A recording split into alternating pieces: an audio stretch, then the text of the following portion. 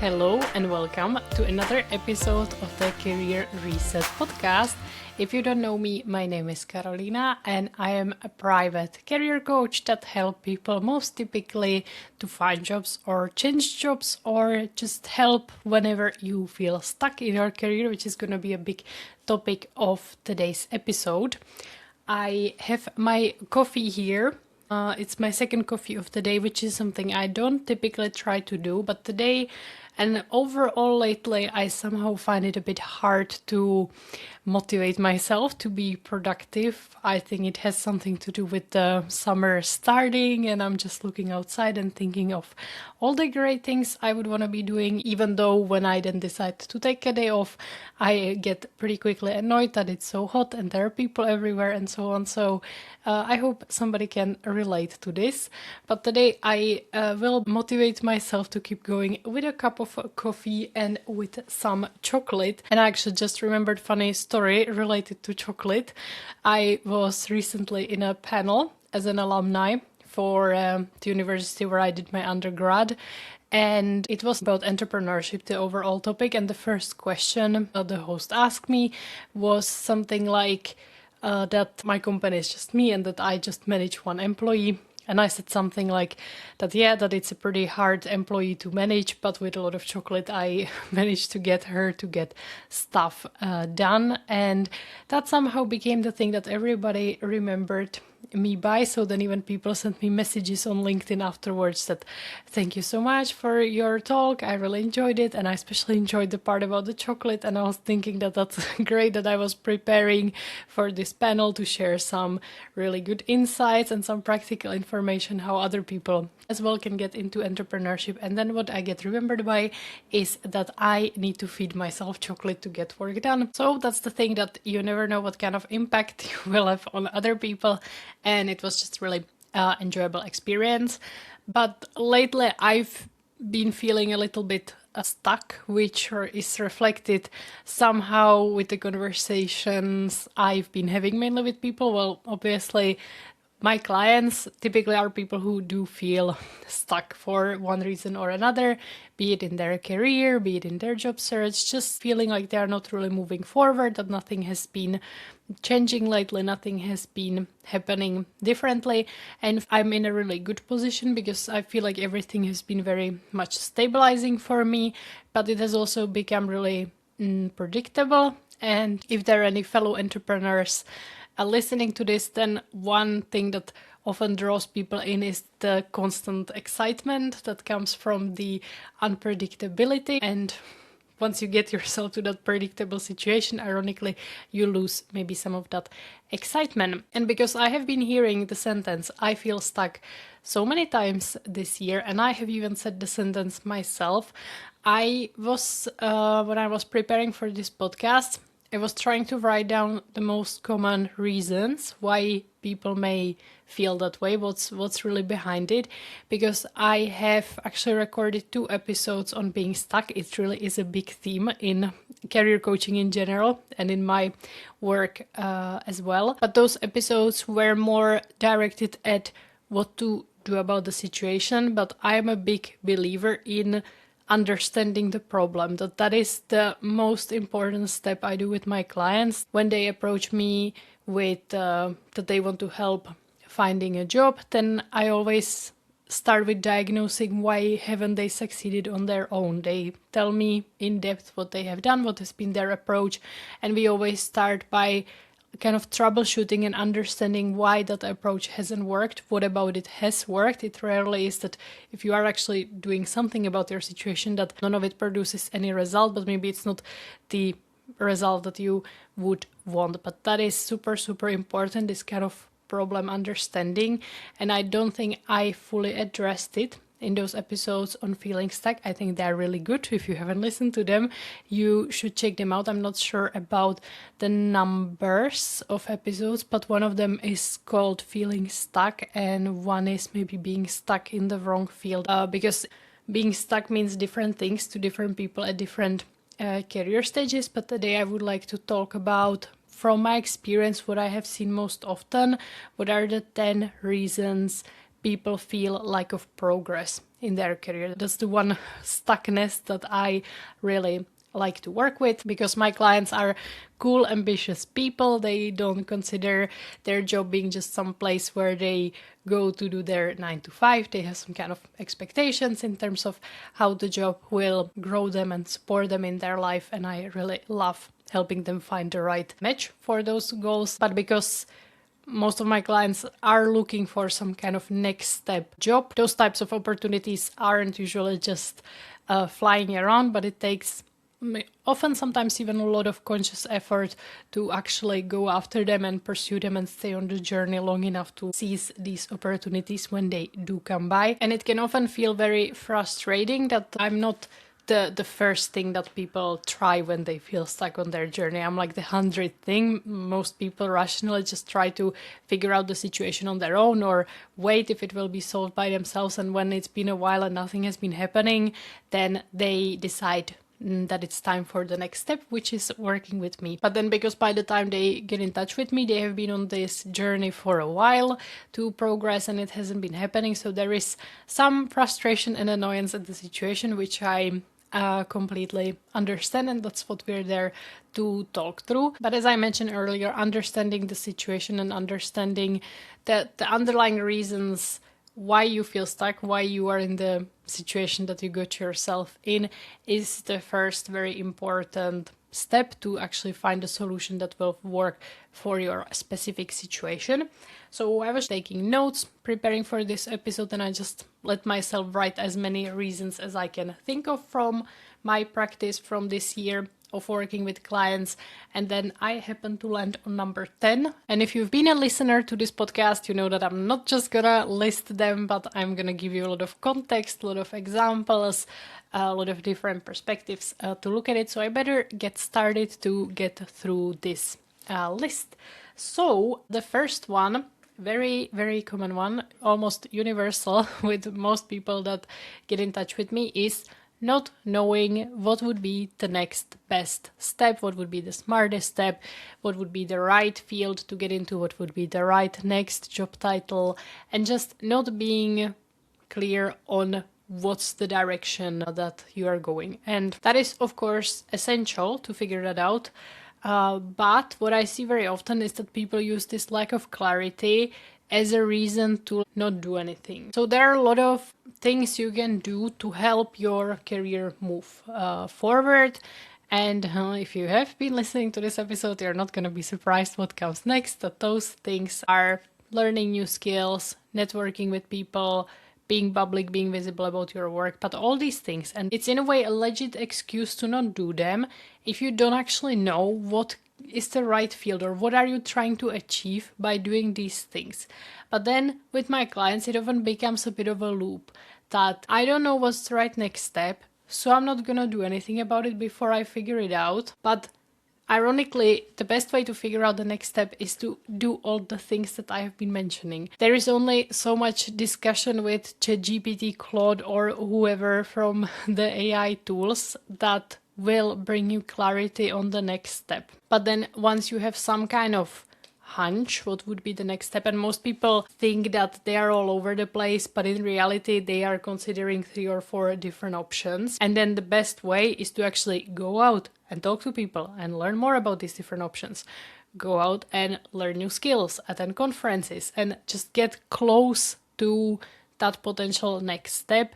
And then based on the experience you have from that, iterate on what would be the right next direction. But what I see quite often is that people sit and do nothing about it apart from Googling or stalking others on LinkedIn. And then they wait that just by doing that, the clarity about the next step will come out of nowhere. And then when they have that clarity, they will actually start doing something about it. So if you feel like the reason you're stuck is because you don't know what would be the right next step for you, then that in a way is the answer how to get unstuck. You need to figure out what is the next step. And that's something that will not happen by itself. People often think that taking some kind of break from their day-to-day work will be the right solution. Like now with the summer approaching, I often hear that, I will think about my next step during the summer. Or when some of my friends who have also had small kids in their recent years, they said that the parental leave, that's the ideal time to think about your next career step.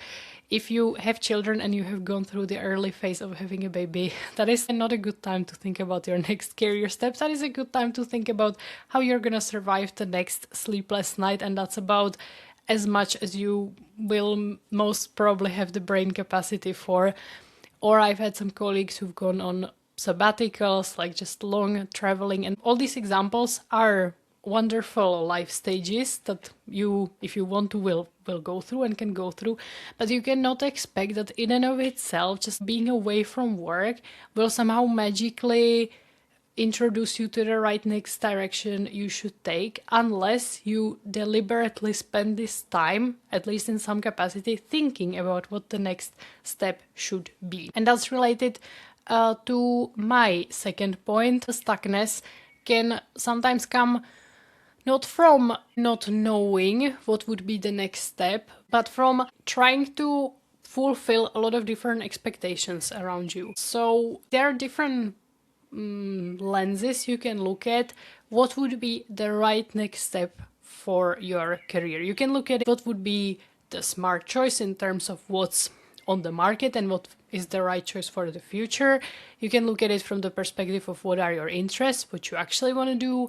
You can look at your life and what would make most sense in terms of your current life stage. Like again, for example, if you have small children, the right next step might be something that provides flexibility so that you can manage the day-to-day and actually spend time with your children, and you don't do like 10 hours of overtime every day. You can also think of it that what would be the smart step, like where would you best use your background and your strengths. I hate the term what would be the smart choice, because it so depends on our own individual understanding of what we consider smart, what's right for us. And that is something I help people with, because I have a lot of different tools and frameworks that I can walk you through all these different options and kind of stay on the topic. But it's something that's super hard to do just thinking it through in your head. And it's especially hard if those choices are in some way conflicting. What would be the smart choice in terms of making more money is different than what would be the smart choice in terms of what would actually interest you. And then you are just sitting with all these different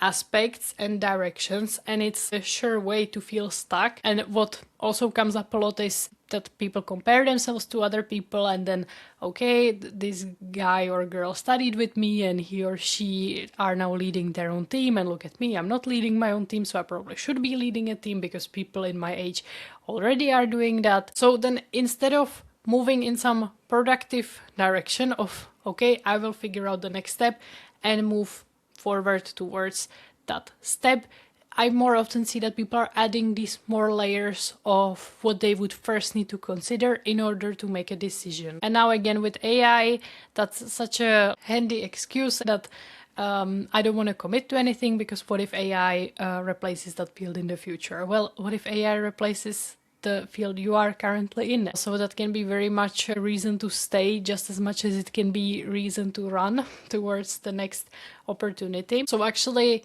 feeling stuck can be the result of feeling overwhelmed, because I'm trying to incorporate 20 different aspects into making the decision about my next best step, when in reality it is impossible to find a step that would meet all these criteria, and it is not even necessary.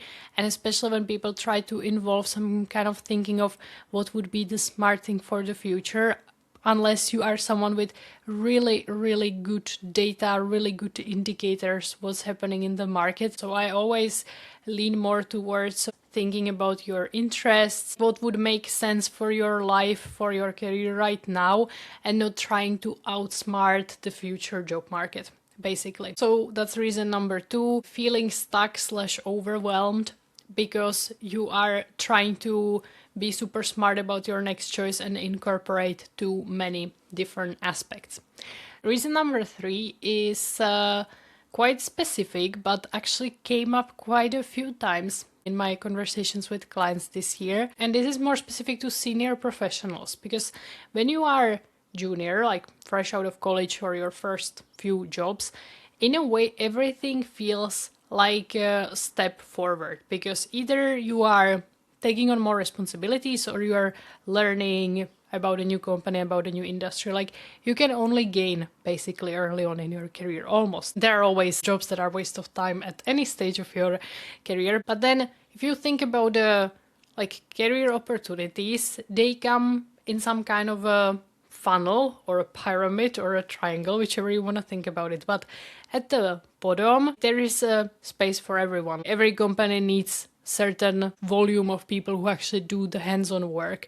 But then the higher you go, the less choices there are. So then you get to the very top and every company just needs one CEO. So if your goal is to become a CEO, then in each company there is just one spot you could take. And we don't even need to go that high, but within each team there is just one team lead. Within each department there is just one department head. And if you want to go towards that next step in your career, it's obvious that the options are suddenly limited, the expectations are much higher, and there is potentially much more competition. And I will over-exaggerate here a little bit, but let's say you want to become a CEO. So then if you know that you want to be the CEO, suddenly everything that is lower than that can seem like a waste of your time and waste of your potential, basically.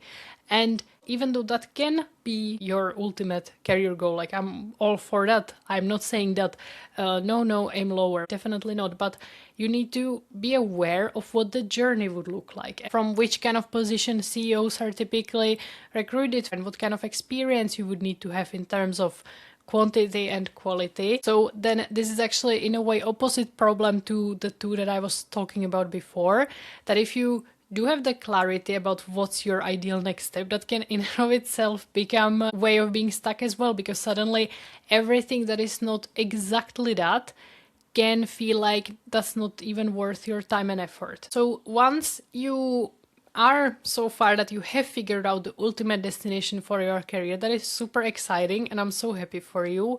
But now it's time to think if you already have what it takes to go that direction, or if there might have to be some steps in between that are not as exciting as the destination, but they might be necessary or get you one step closer to the destination. That makes them exciting in and of itself. And I feel like there is this kind of mindset that I see a lot, that unless it's provenly gonna take me to where I wanna go, it's not worth my time. And because no things in life are guaranteed, that is a handy way to not do anything, basically. I've also worked this year with a few people who are establishing their businesses, and so they need to take a lot of effort to find clients. And with all of the ideas that we've come up together, how they could find clients, they always tell me I would be willing to do it if I knew for sure that it's gonna get me clients.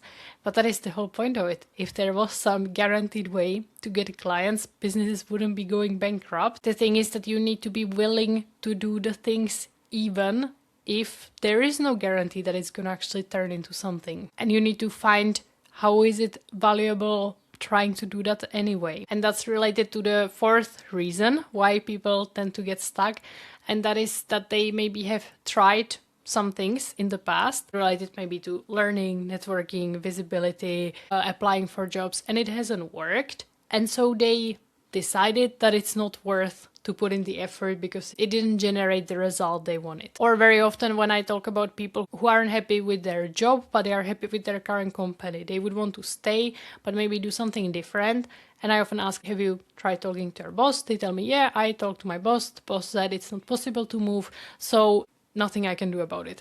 And I always think, well, there is like a million things you could do about it. You could talk to somebody else in the company. You could apply internally. When my clients tell me any kind of reason that leads them to thinking that it's better to do nothing, that either they are not sure what would be the right thing to do, so it's better to do nothing. They tried something in the past and it didn't work, so it's better to do nothing. Because I can guarantee you that the only proven way how to stay stuck and how not to move an inch further in your career is to do nothing. So whenever you come to this conclusion, I would be very cautious and reconsider and reiterate, because it also doesn't make any sense to just keep repeating the same ineffective strategies over and over. That is something I talk about a lot when it comes to job search and how many people approach job search, just sending the same CV, applying to the same jobs and hoping that for the 100th time it will generate a different result, which it rarely does. But I feel like often people come to the conclusion that something didn't work after trying it once, like with networking events. I went to one, didn't meet anyone, didn't work for me. The whole concept of networking does not work for me because I went to one event and I didn't meet anyone relevant. I know it sounds ridiculous, and now when I'm saying it like this, you think, well, duh, how can someone not see it? But when it's our own situation, we can be so effective in convincing ourselves that something is a waste of time and it's better to do nothing. So fair enough, I'm not saying that going to networking events is the most effective strategy for everyone. Definitely not. But you need to try it many, many times in order to see if it actually works for you, or you need to think of something else you will do instead. But try this, didn't work, not gonna do anything, never the right strategy, and a very simple way to get stuck. And reason number 5, and another common one, is being stuck in waiting for a better time to make some kind of career move. So for me, for example, right now at this very specific moment in time, it could sound very valid to say that now is not a good time to pursue some kind of big next step because I have a small child who requires a lot of attention. It's a bad economy in Finland at the moment, so there are not that many cooperation possibilities. There is a lot of uncertainty on the market. And also it's the summer starting soon, and that is kind of a dead time for businesses in Finland. So I could very well say that for the foreseeable future, until my kid is older, until the economy gets better and after the summer is over, it's just better to do nothing because it might not lead to what I want anyway. And again, I'm not seeing this black and white, that for example, for some of my clients who would like to do more direct networking and start scheduling discussions with people, I honestly say, hey, now this time of the year, what you might hear is that the people right now are very busy, and then in July they are on vacation. So they might say, yeah, let's get back to it after the summer, and then obviously they are not going to remember after the summer that they committed to something like that. So there are specific things that are good to postpone until a specific time. That's very important about postponing, not just waiting for some abstract better time, but putting a specific date and time in the calendar when you're gonna continue and pick back up what you promised to yourself. But with many things, this can feel like a legit reason, but it can be an excuse in reality. For me, for my career, there has never really been the perfect time because I was either a fresh graduate, super junior, it was COVID, it was bad economy, I was pregnant, I had a small baby. It's so rare that we would happen to be in a life situation that is completely obstacle free, but that doesn't mean we can't make it work. We just need to take the obstacle into account and figure out a way to move past it or through it or despite of it. But if we try to have an exciting, successful career by always pointing at, okay, now I can't move forward because of that thing, now I can't move forward because of this inconvenience, we really are not gonna move forward anywhere. And now the bad economy and the bad job market, I hear about it constantly. And at the same time, when I open my LinkedIn, my feed is filled with people starting in new jobs, announcing promotions, announcing that their company got a new funding round. I'm not dismissing that there are people getting laid off. I'm more aware of it than most people because I then work with these people. But at the same time, it's not like that's all that's happening in the job market and that nobody is having any kind of success. So waiting for a better time, I'm not denying that there might be time when it will be easier in the future. I'm personally very much looking forward to that time, but that doesn't mean that I will now put my feet up and be like, well, waiting for a better time, no point putting in any effort now because the circumstances are not perfectly aligned in my favor. Reason number 6 is a bit similar, and it's another kinda legit sounding excuse why it's better to do nothing. And that is this idea that if you aren't moving toward any particular direction and you are doing pretty much nothing extra, you are potentially keeping a lot of doors open. That is very common fear with my clients when I tell them that, first of all, we need to commit to some clear direction where they want to move in their career. Then they tell me that they don't really want to commit to that direction because that means that that would close the doors to all the other directions. But that is based on a very flawed logic that there are any open doors to begin with. I mean, there might be these open doors, but not for you, but for people who are actively pursuing this direction. And I mean, if recruiters are knocking on your door every day with some exciting opportunities, then you're clearly doing something right. You can stop listening to this episode and you can enjoy your very exciting career. But if that is not the case, if you aren't really being presented with any opportunities, I always wonder, where is this idea of open doors coming from? Can you please show me specifically where are the doors that are open to you? And I completely get this personally because this year I've been working with a marketing consultant who told me that I need to get more specific about my ideal client, and I was extremely resistant to the idea, and I said that I don't want to exclude any potential clients and that I can just help anyone with everything. And she was saying, yeah, that's a very powerful resonating message. I can help anyone with anything. I can see people jumping over their tables to work with you. And she was, of course, very right. And that's something that I can see when I work with other people. But sometimes I am not 100% living my own advice, and that's why I need to constantly work on myself and be reminded how the same things that I can advise for people in their careers, how that reflects in my own business as well. So I would reframe it in a way that if you don't do anything, if you aren't moving in any kind of direction, there are no doors open for you. And by committing to one specific path you want to take in your career, that opens at least that one door. But you can kind of peek in, see what it's like. And if you feel like, no, that is not actually the direction, that's not the right door, you close it and you go to the next door. But it really isn't so that the people who stay in their lane and laser focused on their day-to-day job and aren't doing anything extra, that those are the people that get offered the most opportunities. That really is not the case. So if you feel like committing to one particular direction would mean that you are losing on all the other directions, that is like a very flawed way to think about it. By committing to one specific direction, you're potentially putting yourself in a situation to attract at least some opportunities in that particular direction. So no more thinking that by doing nothing and being very generic, you are keeping lots of doors open. That's really not the way it works on the job market. Reason number 7 is an interesting one. So with LinkedIn and with being way more exposed to what other people are up to than we used to be in the past, it can very often create a pressure that we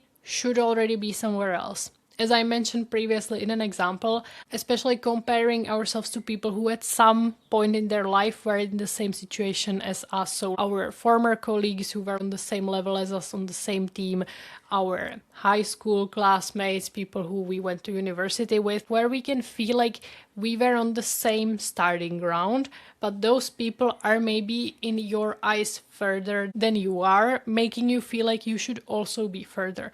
This comes up a lot, especially when talking about some kind of leadership positions, like who already is having their team, who isn't having their team, who's a leader, who is not a leader yet. And that can be a very sticky comparison point because it's again one of those things that you can easily point to. Like I was talking in my last episode, why salary is such a big deal and taking a pay cut is such a big deal, is that it's a clear number that you can point to and say, this is lower than my previous one or this is higher. And that's harder to do when we are just talking about how attractive the job is in terms of how interesting and exciting and how different the responsibilities are.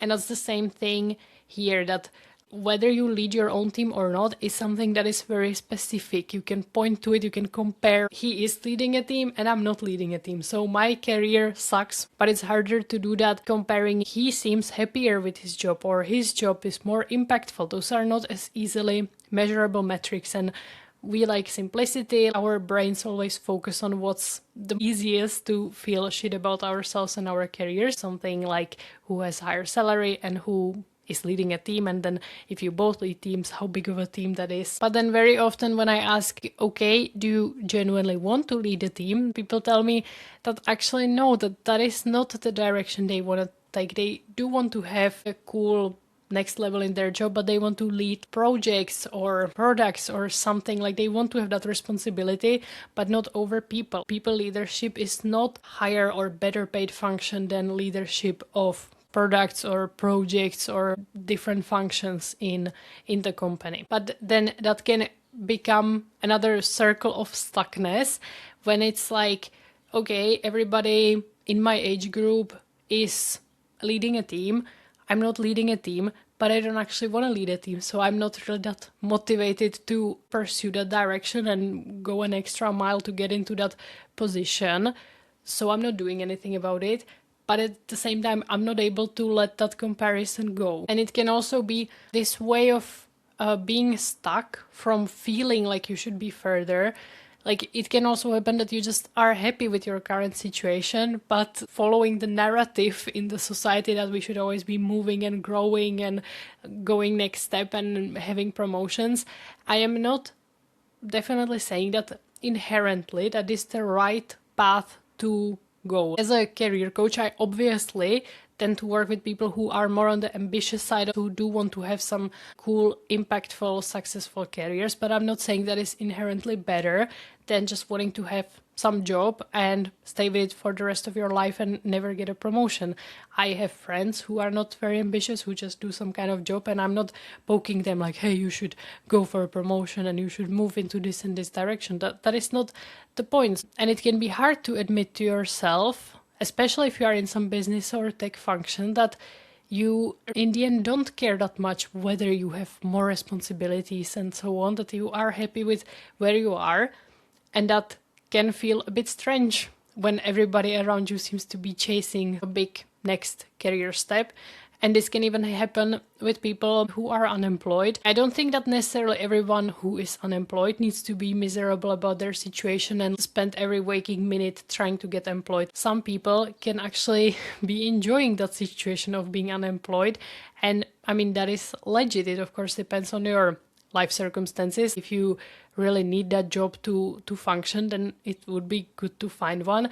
But if you are in a position where, for example, your spouse supports you or you have some different source of income and you do not necessarily need a job to secure that income, then, I mean, you can stay unemployed. It's not something like you have to eat and drink water to survive. It's a next level need that you may want to fulfill. But if you're actually happy with your current situation and you can stay in the situation as it is, then please do. But then this is stuckness in terms of trying to fulfill expectations that are not aligned with something you want. But in and of itself, like, it doesn't mean that everyone who is not progressing in their career is stuck. But if you are not progressing, but you want to be progressing, then that is the stuckness that I'm trying to talk about here. Reason number 8 is something related to what I have mentioned previously, and that is unwillingness to invest time and money and energy and everything into something that doesn't have guaranteed results. So as I mentioned previously, nothing has guaranteed results. If you follow me on LinkedIn, you see that I promote my services quite often. Like, I record this podcast, I do a lot of different things,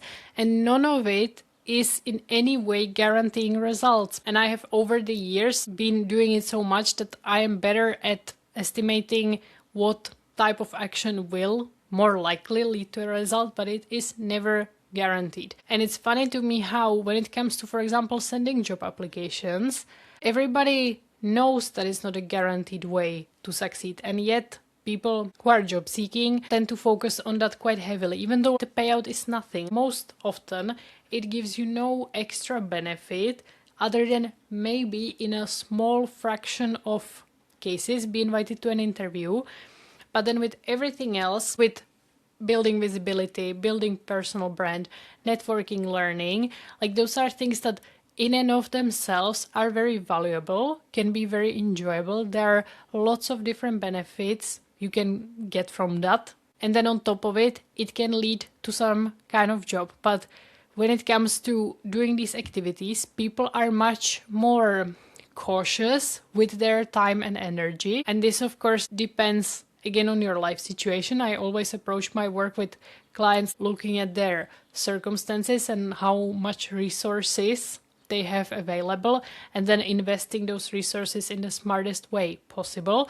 So like, it's a different thing when somebody is unemployed and has no other real commitments. Of course, they need to sleep and function and take care of their mental health and all that, but they do have quite a lot of time at their hand to dedicate towards job search. And then if I compare that to someone who wants to change job, but they are a full-time employee and they have small kids or parents they have to take care of, the time and space and energy they have is quite limited. So then we might not take the approach of let's try lots of different things and see, but let's very quickly identify the most effective strategy and move forward with that. But even when I say most effective strategy, it still doesn't mean guaranteed strategy. And so the way I think about it is, for each action you take, try to think of all the potential benefits you might get from that. So for example, for me, posting on LinkedIn sometimes leads to me finding new clients. That is obviously very valuable. Like, I make a post that takes me like 10 minutes to write, I post it on a free platform, and I get a paying client from that. Like, come on, that is worth it. That is a good return on investment. But at the same time, I know with every single post, I am building my visibility, reinforcing my personal brand. People are starting to notice me when I'm out and about. People know when I go to an event who I am.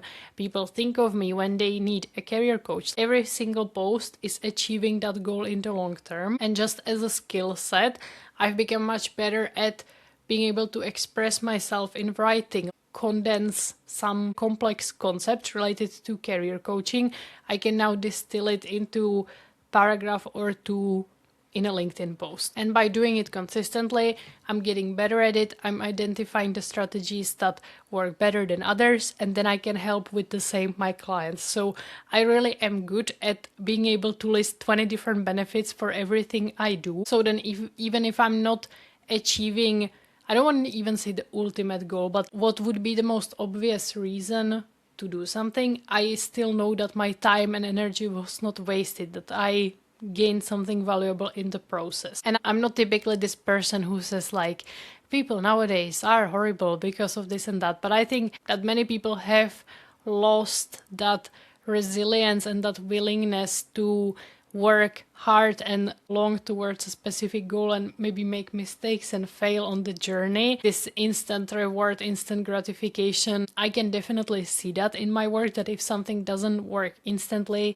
people don't want to be bothered with it. And that's unfortunately not a way to pursue a successful career. It's the people who stick with things long enough, people who do the uncomfortable, who go the extra mile, they are the ones who then benefit hugely in terms of their career. So if there have been different ideas on your mind of what could you do on top of your most basic day-to-day job, but what has been stopping you is the fear of what if it turns to nothing, you can keep telling yourself that forever. And to me, it's always more valuable to go out and try.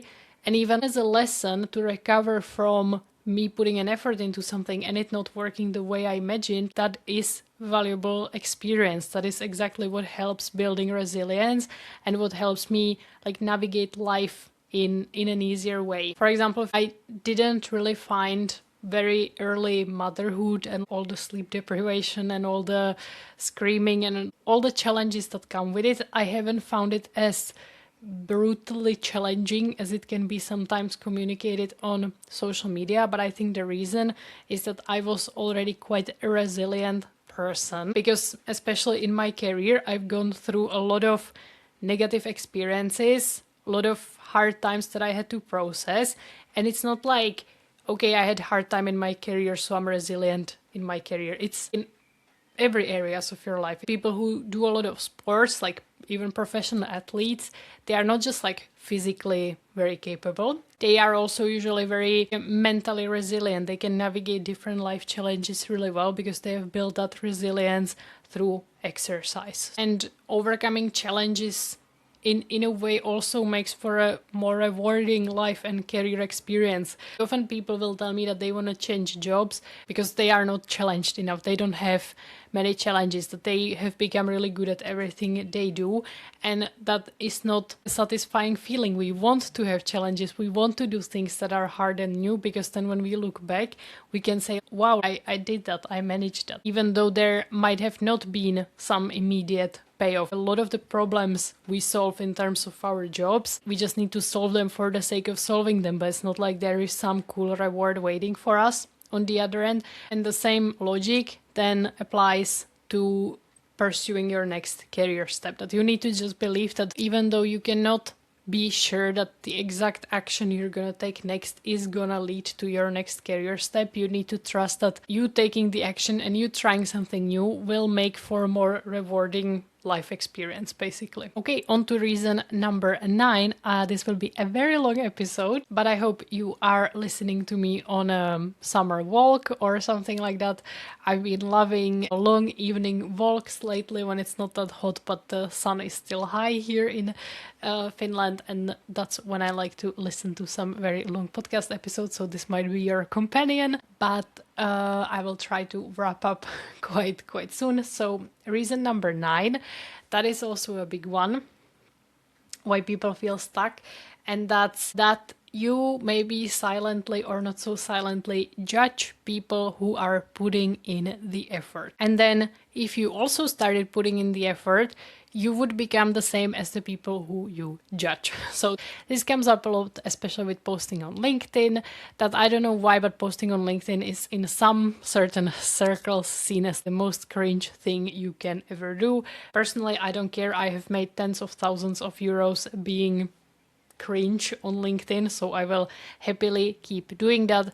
But I know for some people this can be a real obstacle, that if you are someone who has been for years making fun of the people who are posting on LinkedIn, and then suddenly you see that they are getting the cool opportunities, you are not getting the cool opportunities, and you got sufficiently annoyed to start considering that as well. But then that would mean you're also the cringe person who posts on LinkedIn, which can be a hard identity crisis to navigate. But this is actually really common in many other areas of our lives. Seeing effort or being deliberate about something as like cringe and try hard, and that everything should come somehow naturally to us. I see it a lot in talking about relationships, for example, that when I say I met my husband on Tinder, some people are like, oh my god, how desperate you are on Tinder. The right way to meet your partner is to just exist and be on the street, and suddenly the love of your life spots you from the other side of the street. I'm of course over exaggerating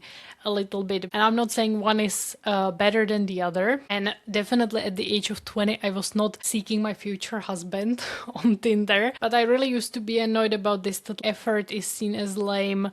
Even when I was a student, I used to be a really good student, I had really good grades, and that was seen as lame. Like, oh, okay, you're learning, that's lame. The cool thing is to not try and to study like 5 minutes before the exam. And I never understood that, to be honest, but I think that many people have been through this experience. Let's talk with our friends who studied the least and still passed the exam, and that's the coolest person. Like, the person that put in the least amount of effort is the coolest.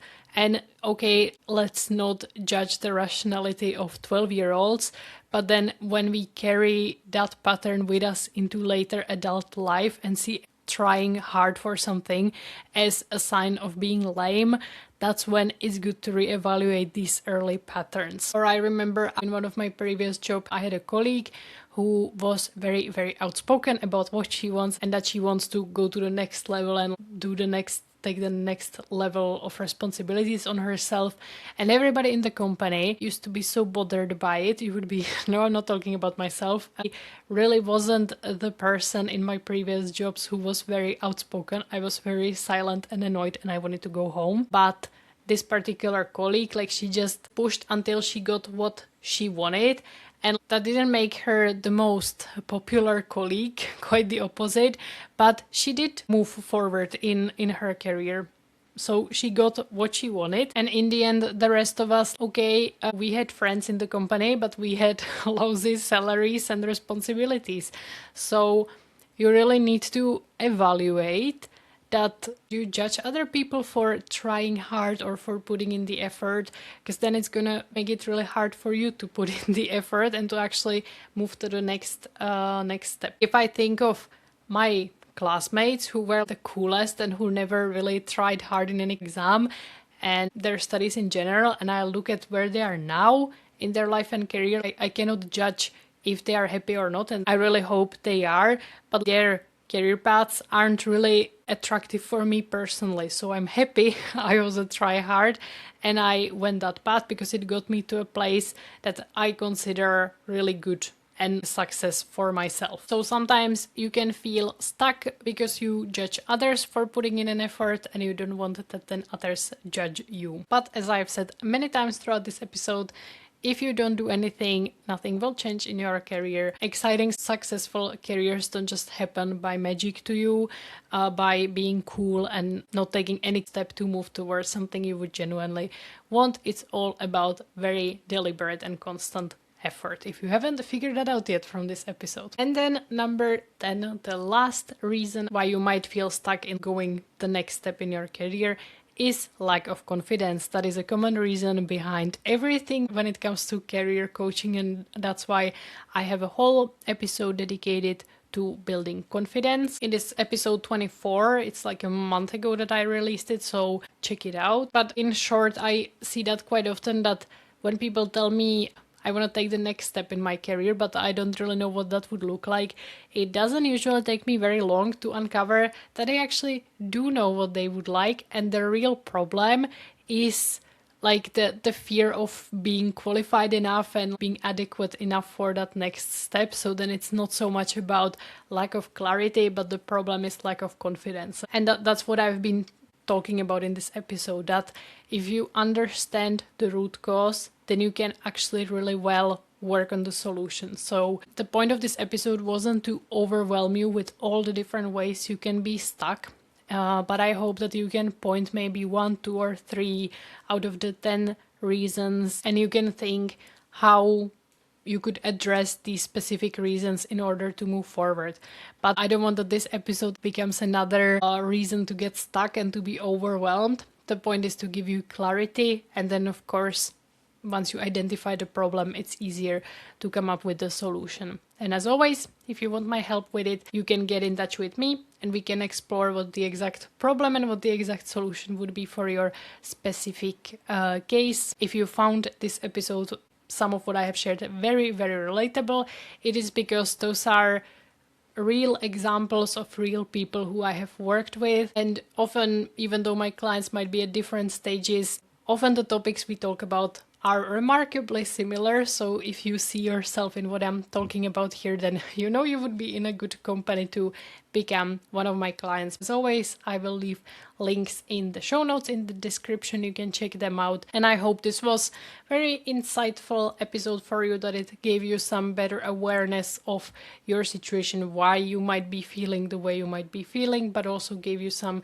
specific ideas how you might want to navigate the situation going forward, because staying stuck is annoying. You are wasting time, money, and energy by not moving forward towards an exciting career that is waiting for you out there. So I hope you stop waiting for a better time, as was one of my reasons, and you start going after an exciting career that I'm sure you deserve. So I hope you enjoyed this episode, and I will talk to you in the next one.